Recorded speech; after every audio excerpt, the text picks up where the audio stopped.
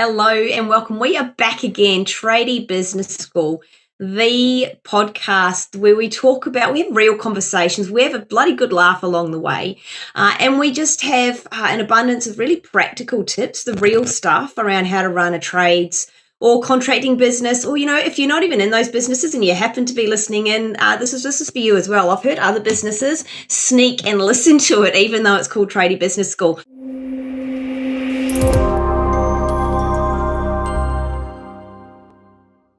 So there's so many things that are really practical around how to run a business. That's what we're all about. Today I'm joined with the amazing Barry Magliarditi. Hey, Barry, how are you? Hey, Miranda. So grateful to be here. I know, I love these conversations. We're going to be talking about how to find and hire great employees or staff. It's such a hot topic at the moment. Have you been noticing that at the moment? So we've got our ears to the ground all the time. What have you been noticing? I actually had one of our clients ring me the other day and have a chat to me, Harmy from Wirecom Concrete in Geelong, and he was saying that it's really interesting right now. Geelong is such a hot spot for people to move, like more regional and out of the centre cities and stuff. Everything's happened with COVID. It's really created change in the real estate industry in Australia. And he was saying there's interesting things happening where there's a lot of players coming in and quoting cheaper, yet he's still winning like so much work at a higher price point. But the really crazy thing is he's attracting a lot of really amazing concreters coming to his organization. Now, when he started with us 3 years ago, that just wasn't the case, and there was almost some beliefs there around the concreting industry that, it's one of the few trades industry that doesn't require a certification. So therefore, it often attracts a lot of people in, are less qualified or less skilled than some of these other, places where you got to go through TAFE and go through courses and stuff like that. And he's like, can I actually attract good staff? Is it possible, or is it just the industry? And I was like, no, that's a mindset thing, because as you know, Miranda, we've worked with hundreds of different industries. We specialize a lot now in trades and contractors, and it's that whole thing. Like, I'm sure you can remember back before learning to drive, but for me, I remember before learning to drive, like, it was difficult.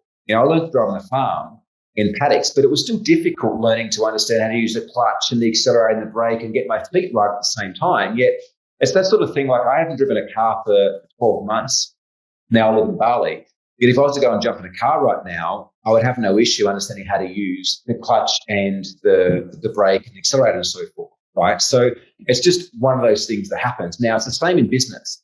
If you haven't had experience around hiring fantastic staff and so forth, right, you just don't know what you're doing. But once you've been there and once you've done that and once you've developed the skill set, it's very easy to replicate that time and time again. So I guess what I'd love to maybe share on today's episode is some of the things that we've learned over the course ourselves, both through being employees and being employers, but then also some of the things that we've managed to share or to teach or to get feedback from our clients as well, to fast track your way, you being the listener, to hiring great, amazing staff. Because if you can hire an amazing team, you can build a phenomenal business, you can win more work, you can charge higher price points, and you can essentially step out how the business run and operate without you.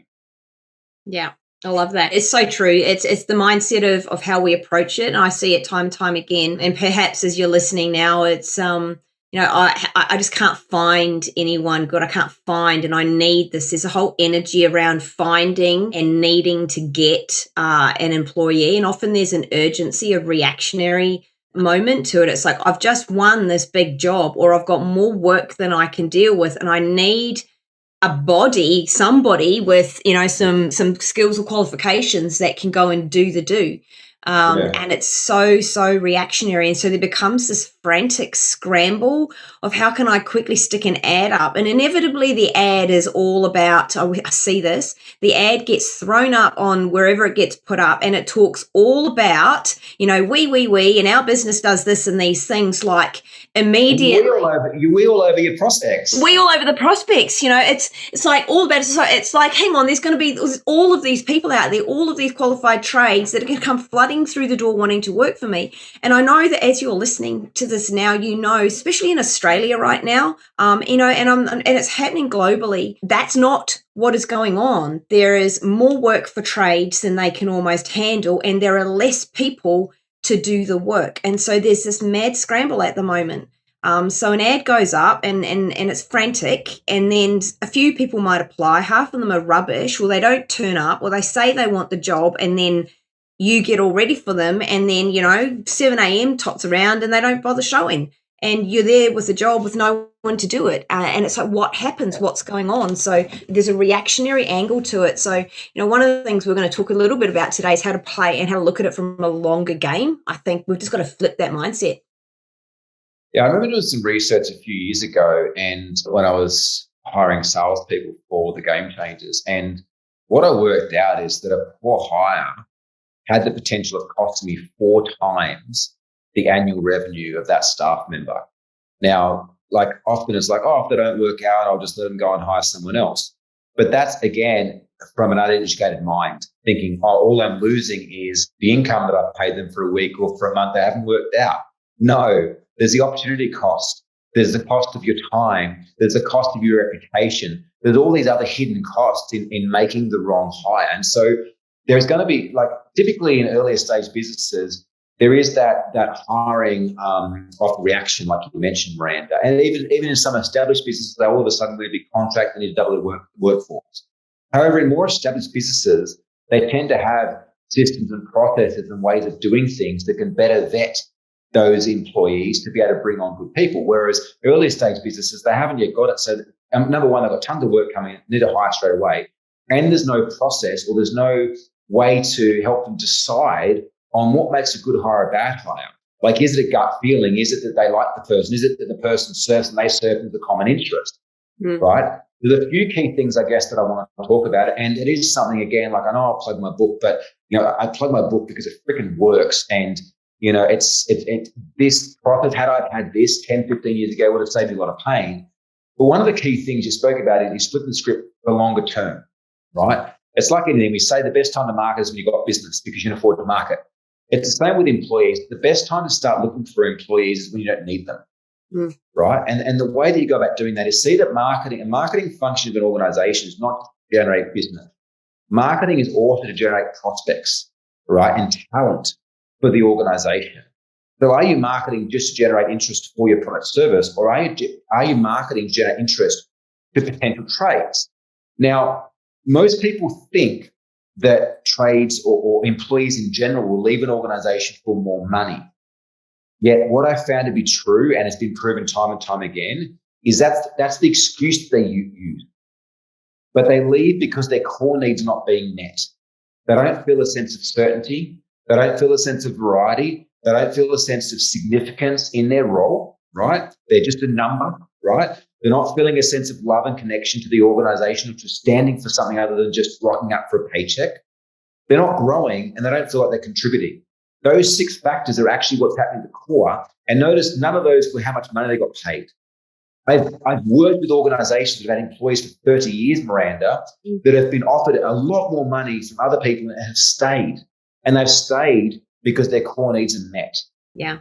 They've got that deep sense of belonging and mattering where they are, that somebody else has got their back and they can also have somebody else's back, that they will be cared for in some way. And so this conversation really, tie it back into how to hire and find great employees is really about how are you going to create those things within your business now, start to grow them, to plant the seed, to create that identity for your business so that so you begin to start attracting, you get talked about, you can then effectively, to build on what you were sharing, Barry, about marketing, to attract people to work for you, that want to work for you, so that when they come and they make that first call to you, or they come in for a trial, that often happens, is come in for a trial, come in to meet with us for the day. Now, I hear it happen so many times as well. They came in for a day and they never bothered coming back. I see there's 2 key components. And one is culture, right? And 2 is process. And when I say process, I'm talking about the hiring process, the training process, and the retaining process, which we would see as one process around HR and organization. But both have the same element, right? Both culture and process have the same element, which is around values, right? if you have clear defined values as an organization, that's what builds the DNA, the flavor, the energy in an organization that is attractive to people, that help them to feel like they belong. Both having a vision of something business stands for. I'm not talking about that thing that you pass on the wall, like we are the best tire fitters in the world. No, I mean a vision that matters and that you actually give a shit about and that's unique to your organization, not something you've put up there that you've downloaded off Google because you think you need to. And values, which I speak about in my book, the compass lets us know are we on course or off course to achieve our vision. That's what lets our staff know, am I behaving and showing up in the right way or not? Right? KPIs are one thing, but values are another thing. It's like if they're late, if they're inappropriately dressed, if they leave all their rubbish and shit in the excavator and the truck after they're finished, right? Have you got a value that lets them know around cleanliness, right? Or around respect the workspace, right? Those values, when defined properly, build a solid culture, but they also tie into the process. Because when we're interviewing people, we can ask questions in our ad, right? Or we can state things in our ad, or we can ask questions in the interview process that elicit this person's core values, which allow us to understand, are their values a match with our values, right? And if we get that right, we're going to employ people that have a long-standing career with us, as opposed to what happened with me in the beginning. I know many people are listening, where I employed people and they lasted a week, a month, 6 months, maybe 12 months before one of us exited the relationship because they were never a fit to core values in the first place. It's so critical, that these are woven into that process. How would you go about building that into, how you would market or maybe advertise a role? I remember a conversation I had with a guy, Justin Bourne, and he'd been advertising for these 2 roles and he hadn't gotten any interest. And I asked him if I could look at the job ad. And I looked at the job ad, and what I realized was 2 things through the conversation. The first thing is the job ad was written from him, about him, speaking to him. And the role that he was trying to hire was a technical role, and he was creative, right? So if you're trying to hire for a technical role, you need to write the ad that speaks to a technician, not a creative, right? It's too fluffy for them. Yeah. If you're writing an ad where you're wanting to attract a creative, don't get too detailed specific. It will be a turnoff for them. So sit in the shoes of the person you're trying to hire and speak to them in their language. Now, this is 101 of leadership in general, Miranda. Yeah. Right? Understand your employees. I understand that your needs are very different to Michael's needs or any other one of my employees. So I'll ask you different questions. I'll relate with you differently. I'll buy you different presents for your birthday than what I buy my other staff. It's not a one size fits all because you're a different person, right? That's a common mistake that employers make. It's like, I'm just going to buy a movie voucher for all my employees for their birthdays, when half of them don't watch movies, don't like movies. It's like, take time to get to know your employees. And so that's the same thing when we start talking about values and culture. It's like, the more that you understand them, the more that you can relate to them. So who are you trying to hire? And speak to them in that way. The other part that I noticed with Justin, which is a much bigger topic for another day, but one that I love so much, is I noticed that he believed that no one existed for the role he was trying to hire for. Yeah. And that belief was unconsciously coming through in the words he was writing. He was almost sabotaging his own ad, right? And so once we shifted the belief, and I just asked him a question. I was like, Justin, the role that you're trying to hire is like, yes, it was like this technician that was designing these architectural buildings. Yeah. I was like, do your competition have people in these roles? He's like, yes. I was like, right. So if it's possible for them to hire for these roles successfully, does that mean that it could also be possible for you? And he said, yes. And that resolved the belief. I was like, right, how do we talk to that person? Yeah, the beliefs, we'll focus on what, we get what we focus on. And if we believe that something doesn't exist, we're not going to notice it. I love what you were saying around thinking about who and writing for the person you want to attract. To chuck a couple of practical tips in there and how you could do this is at the beginning of an ad, put in 3 questions that think about the person you want to attract. And it may be that you're looking for a particular type of person, but think about where they might be at in their job or career and what the next step for them may be. So it could be like, are you an A grade looking for the next step in, as a team leader? or a next step in your, your career? Are you highly detail conscious and thrive, get pedantic around things being accurate? Do you love, do you notice when everything's out of place? Are you someone that loves and thrives on, problems? And all of a sudden you begin to see the sort of person that would go, that's me. That's me. And then they will read on. So putting something like that at the beginning, just thinking about who it is you want to attract, your marketing to them. The other thing I would say after you've done that is be ready to move really fast, which builds on what you were talking about, Barry, around have your processes in place. Don't go, oh crap, I've got a bunch of applicants. What do I do now? Because the way things are at the moment, they will not be picking up the phone. They'll have a job. Like, you've got to be ready to move at a lightning speed and impress the socks off them with such a slick process, and to be so clear about who you are as a business that you just stand head and shoulders. They're like, I've got to show up to that. Yeah. And what I'm hearing, it's just the thing that just came straight through for me, right? Yeah. Is if you look at systems for a second, like a system done is better than a system perfect. And what I mean by that is perfectionism stops people getting things done. They try to get it perfect. Yeah. And by the time they get it done, it's too late, right? The beauty about a system is you can write a basic system, you implement it, notice where the gaps are or where the failures are or where the feedback is, and just reiterate it. So what came through for me just then is it's like, rather than being reactive and it's like, oh, I need an employee. So straight away, what do? Like, you go and write the job ad, you post it on Seek, right? And then all of a sudden, like, shit, I've got all these people coming through. What do I do next? Like, rather than doing that, take an hour or 2 hours and sit down and just design your interview process. It's like, okay, cool. I need to write a job ad. Then I need to have a way to vet them. Is it me? Is it someone else in my organization? My partner? She can help at home vet them. How am I vetting them? And a very, very easy way to vet them, I do this all the time, is I write something at the very bottom of the job ad, right? Especially the detail at the very bottom of the job ad, I'm like, include the word game changer in the headline of your resume. And so very simply, if the resume doesn't have game changer as the headline, they automatically get screened out, because if they don't spend the time to read the whole ad, I'm not going to spend the time interviewing them. Right? Yeah. So that's a very, very easy way to immediately vet people off the bat. But spend the time to write, like, what are the steps? It's like, okay, I need to vet the first people before. I don't want to interview 100 people. I want to interview like the 10 or 20 best. Vet them, interview 10 to 15, send them some follow-up questions, and then you interview the final 3. And the final interview, I often always do. I've actually given an interview process in here. Yeah, there's a people process. I gave the interview process and the templates of the questionnaires that we use. I forgot that in the book.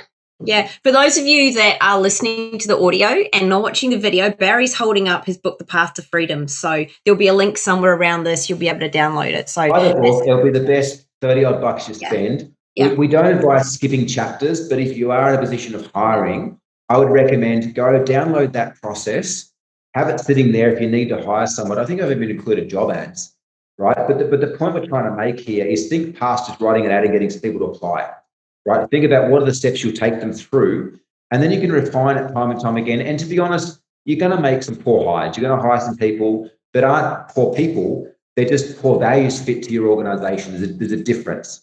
But I always recommend hire on values, train on skill set, rather than hiring on skill set, trying to train on values. It never works. No, it never works. And I know for some of you right now, you're like, God, I could just get someone to apply and I will just hire anyone with a heartbeat.